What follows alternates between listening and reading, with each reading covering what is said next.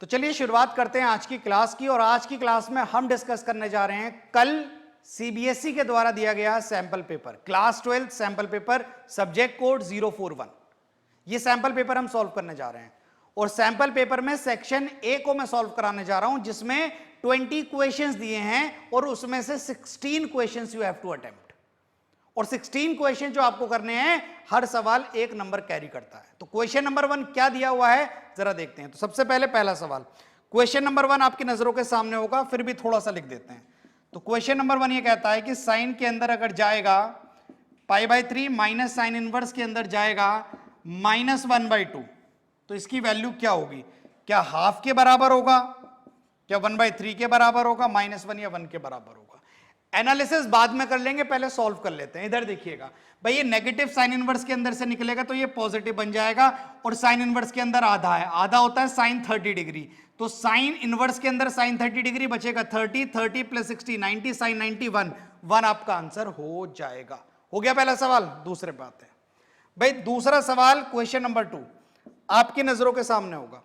तो वो कह रहा है कि के की वो वैल्यू बताइए जो लेस देन 0 है। के की कौन सी वैल्यू बताइए जो लेस देन 0 है। और ध्यान यही रखिएगा, हर चीज को सुनते रहिएगा। और ये कह रहा है फंक्शन जो है वो 0 पर कॉन्टिन्यूअस है। देखिए अगर फंक्शन कॉन्टिन्यूअस है ना, तो left hand limit, right hand limit और लिमिट एट दैट पॉइंट, यानी the value of the function at that point जो 1/2 दी हुई है, तीनों बराबर होंगे। तो या तो LHL या RHL कोई एक पकड़ के उठा लो और निकाल लो। तो RHL हो जाएगा limit axis tending toward 0 plus, और जब 0 प्लस होगा तो 0 से ज्यादा, और 0 से ज्यादा पर फंक्शन कौन सा है? ऊपर वाला है। ठीक है, तो क्या हो जाएगा 1 minus cos kx divided by x sin x। देखो देखो देखो देखो देखो देखो 1 माइनस कॉस kx फॉर्मूले से होता है 2 साइन स्क्वायर kx/2। तो साइन स्क्वायर kx/2 ना लिखते हुए मैं इसे ऐसे लिख देता हूं, 2 साइन स्क्वायर kx/2। अच्छा, नीचे लिखा हुआ है x sin x, x sin x। देखो limit x is tending toward 0 है, कान खुले रखिएगा। एक x लिया, एक x दिया, साइन चीज अपॉन चीज, व्हेन चीज इज 0 आंसर विल बी 1। इसका आंसर हो गया 1, मैंने काट दिया।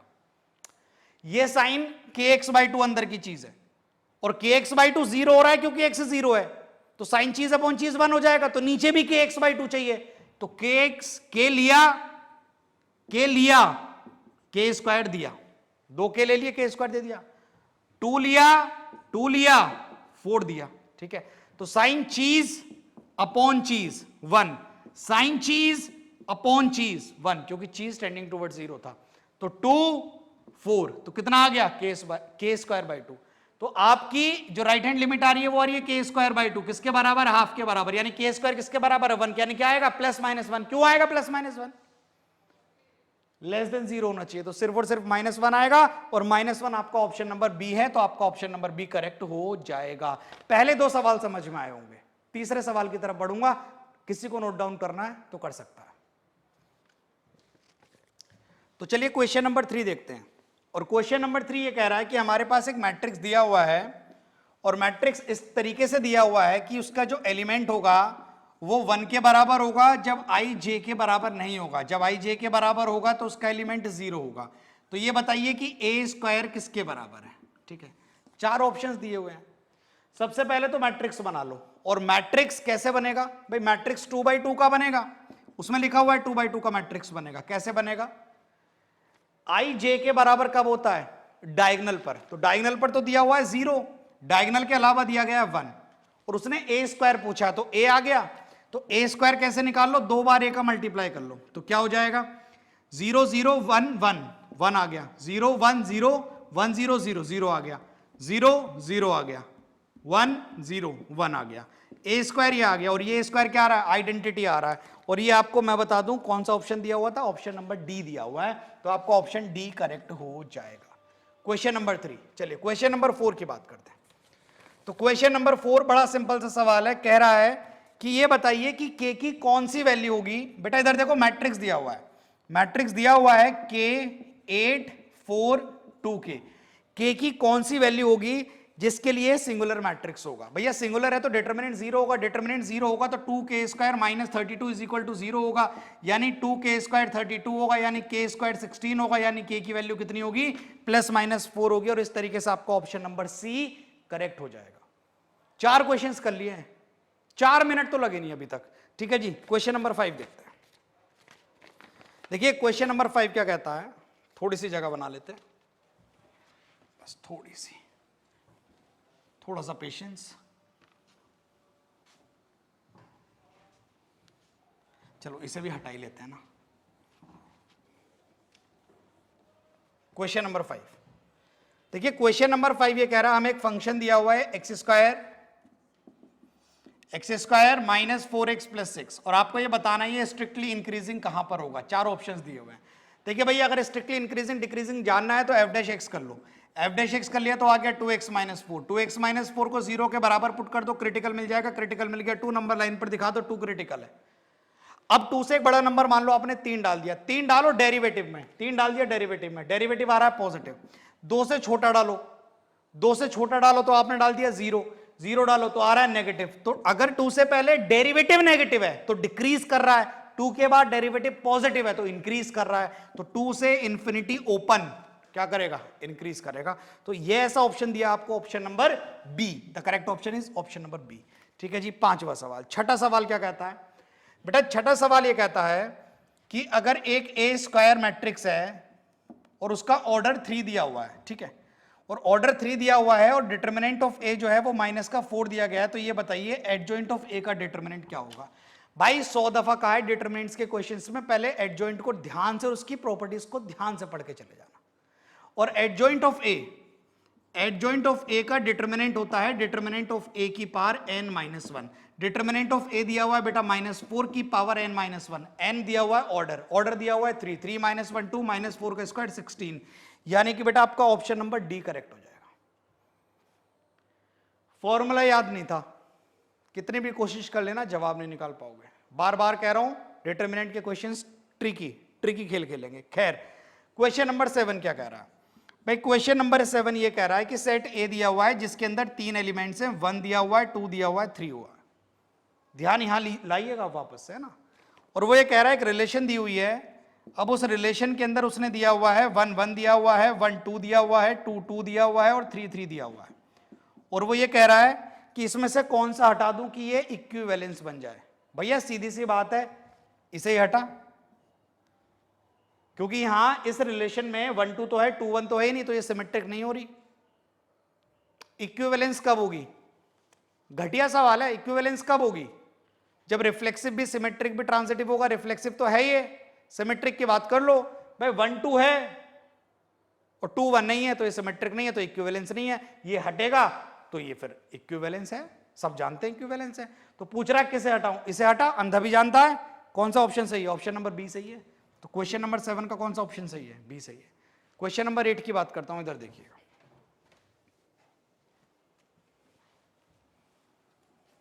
सुनिएगा जरा।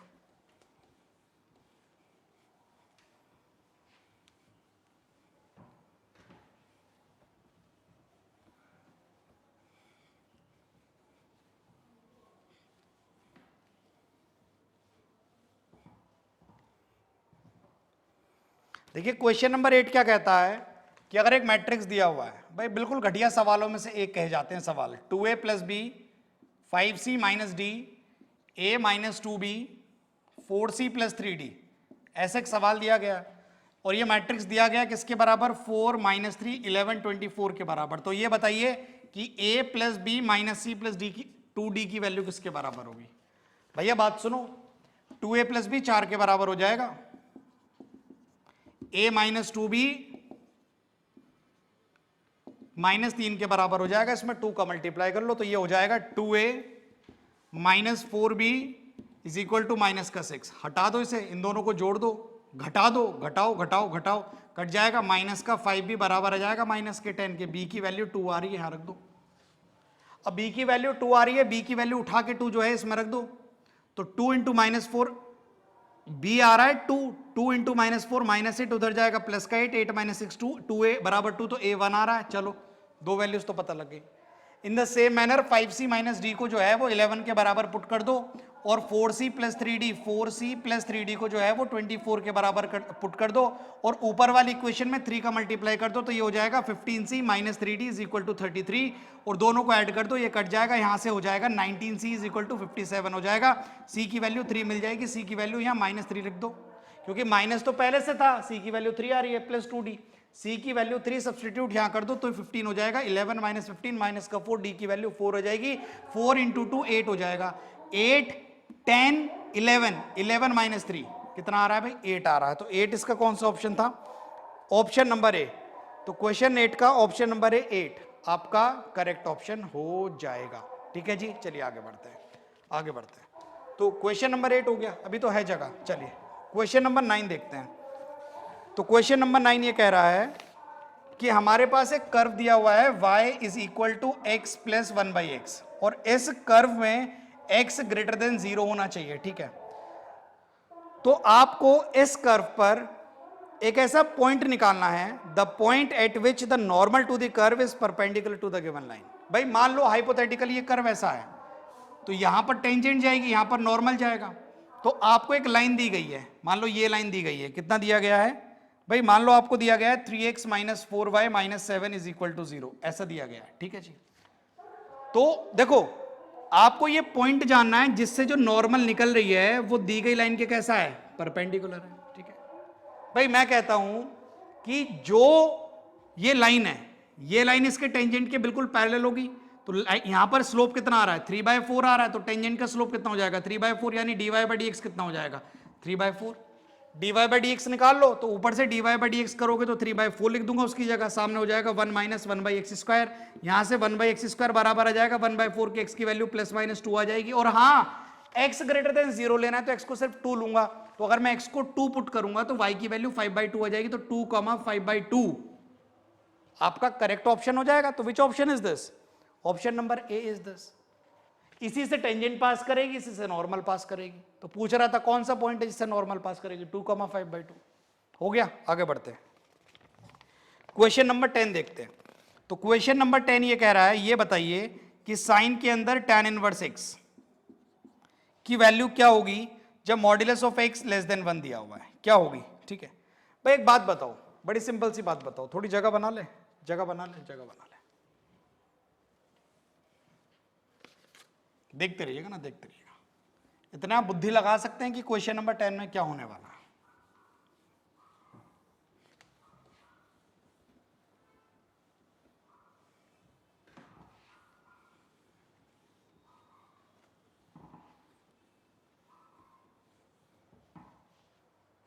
भाई ये दिया हुआ है साइन के अंदर tan इनवर्स x, इसकी वैल्यू पूछिए क्या होगी। भैया एक बात बताओ,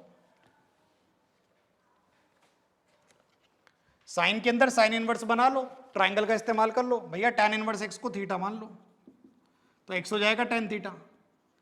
tan थीटा होता है परपेंडिकुलर अपॉन बेस, अगर ट्राइंगल में ये एंगल थीटा है तो परपेंडिकुलर x से बेस 1 है, तो ये √1 + x² हो जाएगा। यहां से निकाल लो साइन थीटा, यहां से साइन थीटा निकालोगे तो x अपॉन √1 + x² हो जाएगा। अगर साइन थीटा इतना है तो थीटा हो जाएगा साइन इनवर्स के अंदर, साइन इनवर्स के अंदर x अपॉन √1 + x², और साइन के अंदर जाएगा साइन इनवर्स, ये बचेगा, तो ये आपका आंसर हो जाएगा x अपॉन √1 + x², और ये आपका ऑप्शन नंबर है डी, ऑप्शन नंबर डी आपका करेक्ट हो जाएगा। ठीक है जी, चलिए क्वेश्चन नंबर 11 की तरफ चलते हैं। और क्वेश्चन नंबर 11 एक रिलेशन दिया हुआ है, रिलेशन ऐसा दिया हुआ है कि x जो होगा वो इंटीजर होगा, और x जो होगा 0 या 0 से बड़ा होगा, और 12 या 12 से छोटा होगा, और ये सेट है, और सेट पे एक रिश्ता दिया हुआ है कि रिश्ते में ऑर्डर्ड पेयर आएंगे, और वो ऑर्डर्ड पेयर आएंगे जिनका डिफरेंस का modulus is multiple of 4, multiple of 4। तो ये बताइए कि 1 की इक्विवेलेंस क्लास क्या होगी। देखो 1 के साथ कौन कौन आ सकता है, 1 की इक्विवेलेंस क्लास क्या होगी। ठीक है, find the elements which are related to 1। भाई रिलेटेड टू 1, तो मान लो b को आपने 1 डाल दिया, b 1 आ गया, तो 1 से कौन कौन रिलेटेड है।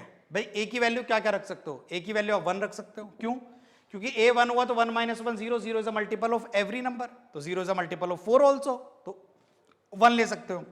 5 ले लो, भाई 5 ले लिया, ले सकते हैं ना, 0 0 से बड़ा 12 है, 12 से छोटा ले सकते हैं, आपने 5 ले लिया, तो 5 - 1 4, 4 का modulus 4, 4 is a multiple of 4, क्या दिक्कत है, 9 ले लिया, तो 9 - 1 8, 8 8 8 is a multiple of 4 2 times. अब 9 के अलावा कितना ले सकते हैं, 13, बच्चा बोलता है सर 13 तो है ही नहीं, ले ही नहीं सकते, तो 159 आपके वो सभी एलिमेंट्स है विच आर रिलेटेड टू 1, जिसे हम कहते हैं इक्विवेलेंस क्लास 1। तो कौन सा ऑप्शन सही है, 159, तो 159 देने वाला ऑप्शन नंबर ए सही है, तो क्वेश्चन नंबर 11 का ऑप्शन नंबर ए सही हो जाएगा। चलिए क्वेश्चन नंबर 12 देखते हैं। तो क्वेश्चन नंबर 12 ये कहता है कि अगर e की पावर x प्लस e की पावर y बराबर है e की पावर x प्लस y के, तो ये बताइए dy बाई डी एक्स किसके बराबर होगा। अरे कौन नहीं जानता लॉग लेना, कौन नहीं जानता, लॉग नहीं लोगे तो उधर ऊपर ये तारे जमीन पे उतरेंगे कैसे, लॉग ले लो, तो ये हो जाएगा लॉग ऑफ e की पावर x प्लस e की power y is equal to x plus y, log ही हो जाएगा 1, तो x प्लस वाई बच जाएगा। डिफरेंशिएट करो, लॉग चीज का डेरिवेटिव हो जाएगा 1 अपॉन चीज इनटू उसके अंदर की चीज का डेरिवेटिव, अंदर की चीज का डेरिवेटिव क्या हो जाएगा भाई, e की पावर x का e की पावर x प्लस e की पावर y का e की पावर y और y का y डैश, और सामने हो जाएगा x का 1 प्लस y का y डैश, ऐसा हो जाएगा भाई। उठा के इसे उधर मल्टीप्लाई कर दो तो ये हो जाएगा e की पावर x प्लस e की पावर y y डैश, ये y डैश जमीन पर है, सामने जब ये मल्टीप्लाई होगा 1 से तो हो जाएगा e की पावर x प्लस e की पावर y, प्लस जब y डैश से होगा तो हो जाएगा y डैश e की power x plus y dash e की पावर y, तो y डैश e की पावर y डैश e की पावर y, e की पावर x e की पावर x कट जाएगा, तो यहां से y डैश की जो वैल्यू आ जाएगी वो आ जाएगी नेगेटिव का e की पावर y अपॉन e की पावर x, तो ये ऊपर जाएगा तो ये हो जाएगा e की power y minus x, negative times e की पावर y माइनस एक्स, और ऐसा आपका ऑप्शन नंबर सी है, तो ऑप्शन नंबर सी आपका करेक्ट हो जाएगा। तो क्वेश्चन नंबर 12 तक की बात करिए, आगे बढ़ता हूं, लिखना है तो लिखिएगा, ठीक है जी। चलिए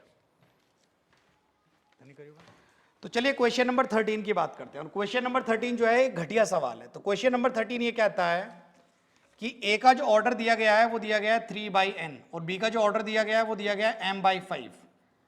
तो ये बताइए अगर एक सी मैट्रिक्स है और सी मैट्रिक्स है 5 गुना ए प्लस 3 गुना बी, जोड़ना चाह रहे हैं, तो सी का ऑर्डर क्या होगा। भाई देखो बात क्या है, सेम ऑर्डर के जुड़ सकते हैं। देखो ये जो चिल्ली पटेटो है ना, स्केलर, स्केलर से मल्टीप्लाई करने पे कोई फर्क नहीं पड़ता ऑर्डर पे, और सेम ऑर्डर जुड़ सकते हैं, तो इन दोनों का ऑर्डर सेम होना चाहिए। ऑर्डर सेम कब होगा, जब m 3 होगा और n 5 होगा, सिंपल। तो दोनों का जो ऑर्डर आ जाएगा 3/5 3/5, तो इसका भी 3/5 ही आएगा। कौन सा ऑप्शन सही है, 3/5, ऑप्शन नंबर बी।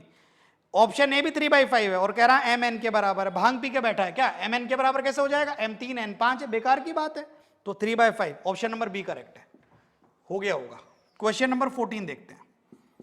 तो क्वेश्चन नंबर 14 ये कहता है, अरे बिल्कुल घटिया सवाल है, 5 cos x minus 3 sin x, और ये बताइए डबल डेरिवेटिव किसके बराबर होगा। बिल्कुल घटिया सवाल है, इसका आंसर तो बच्चे पहले जानते हैं, लेकिन कोई बात नहीं। y डैश क्या हो जाएगा, 5 cos x, तो 5 तो कांस्टेंट है, cos x का derivative minus sin x, minus 3 constant है, sin x का डेरिवेटिव cos x, एक और डेरिवेटिव y डबल डैश कर लो, तो -5 तो ठीक है, sin x का cos x, -3 तो ठीक है, cos x का माइनस sin x, तो plus sin x, negative common लेने के बाद, नेगेटिव कॉमन लेने के बाद 5 cos माइनस 3 sin, और 5 cos माइनस 3 sin कौन है, y, तो y डबल डेरिवेटिव किसके बराबर आ जाएगा, minus y। Which option is correct, A option is correct. क्या हो रहा है, क्या हो रहा है, 15th भाई। वो ये कह रहा है एक मैट्रिक्स दिया हुआ है 2 5 -11 7, कह रहा है कि एडजॉइंट ऑफ ए का कॉन्जुगेट बताइए। एडजॉइंट ऑफ ए, कोफैक्टर से बने मैट्रिक्स का कॉन्जुगेट एडजॉइंट होता है। पहले कोफैक्टर से बना मैट्रिक्स बना लो, CIJ नाम दे दो। तो कोफैक्टर से बना मैट्रिक्स कैसे बनेगा, यहां आएगा A11, ये छिपा 7 आ गया, कोफैक्टर निकाल रहा हूं, ये कोफैक्टर 1 है, पता होगा। इसका कोफैक्टर क्या हो जाएगा, -11 नहीं +11, क्यों, क्योंकि इसका एड्रेस जो था वो कितना था, C12, 12 बोले तो ऑड, ऑड था तो फिर माइनस आएगा, ये आपको पता है। माइनर्स में साइन नहीं, कोफैक्टर्स में साइन आएगा। चलिए C21 तो कितना आएगा, 5 नहीं, माइनस का 5 कितना आएगा, 2, ये आ गया कोफैक्टर से बना मैट्रिक्स। इसका ट्रांसपोज करोगे तो एडजॉइंट आएगा, एडजॉइंट का ट्रांसपोज करोगे तो आंसर आएगा, फिर यही आंसर होगा। दोबारा सुनो, इसका ट्रांसपोज करोगे, एक ट्रांसपोज किया तो एडजॉइंट आएगा, अब एडजॉइंट का फिर ट्रांसपोज किया तो वापस यही तो आ जाएगा, ट्रांसपोज का फिर ट्रांसपोज तो यही तो आ जाएगा, और एडजॉइंट का ट्रांसपोज आंसर है तो यही तो आंसर है। तो कौन सा ऑप्शन है? 7 11 -5 2, option number C option is the correct option, C आपका आंसर है। नहीं तो आप 2 बार करके देख लो, समय खराब करने में क्या जाता है, कुछ नहीं जाता। चलो भैया बड़ा ही बेहतरीन सवाल सुन लेते हैं। The point on the curve x²/9 plus y²/16 is equal to 1, ellipse दिया हुआ है, और at which the tangents are parallel to y axis, वो पॉइंट बताने हैं जब tangent parallel to y axis होगी। पहली बात तो सवाल बड़ा कठिन है, सिंपल सा सवाल है, और ये वाला पॉइंट 3,0 -3,0 क्लास में बताया था, 0 सेम सवाल था, 0,-4 tangent parallel to y axis, तो कौन कौन से पॉइंट है? +-3,0। कौन सा ऑप्शन करेक्ट है? Option number C option correct है। बच्चा बोलते हैं सर वो डेरिवेटिव वेरिएटिव जो करते हैं वो नहीं करना पड़ेगा, डेरिवेटिव करके कर ले। ये पूछ रहा है कि at which the tangent are parallel to y axis, अगर tangent parallel to y axis होगा तो कितना एंगल बन रहा होगा? 90। tan 90 क्या हो जाएगा? नॉट डिफाइंड, डिनोमिनेटर 0 हो जाएगा, डेरिवेटिव कर, तो ये हो जाएगा 2x/9 plus 2y upon 16 is equal to कितना हो जाएगा? 0। तो यहां से 2 और 2 भी गया, ठीक है जी। तो ये हो जाएगा आपका 16x plus 9y is equal to 0 हो जाएगा। यहां से y' की वैल्यू आ जाएगी माइनस का 16x/9y, ये आ जाएगी। और अगर आप चाहते हैं कि ये स्लोप आ गया, लाइन वो चाहिए जो y एक्सिस के पैरेलल हो, तो स्लोप अनडिफाइंड नॉट डिफाइंड होगा, उसके लिए डिनोमिनेटर 0 होगा, ये 0 होगा। ये 0 कब होगा? जब y 0 होगा। ये 0 कब होगा? 9y 0 कब होगा? जब y 0 होगा। यहां y 0 कर दो, x की वैल्यू, अरे y 0 कर दो ना, हट गया, x²/9 1 आ गया, x² 9 आ गया, x² 9 आ गया, तो x आ गया ना +-3, x +-3 आ गया, और पैरेलल टू y एक्सिस होना चाहिए।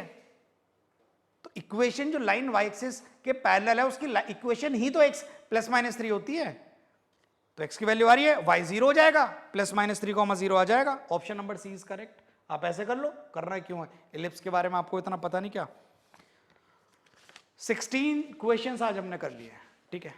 अगली वीडियो कल और अगले 16 क्वेश्चंस की बात करेंगे, ठीक है जी। तब तक के लिए बहुत बहुत धन्यवाद। क्वेश्चंस आपके ऊपर भी थे और क्वेश्चंस आपके नीचे भी होंगे, और नीचे आपको लिंक भी दे दिया जाएगा cbseacademic.nic.in का, वहां से आप डाउनलोड भी कर सकते हैं, ठीक है जी। Thank you.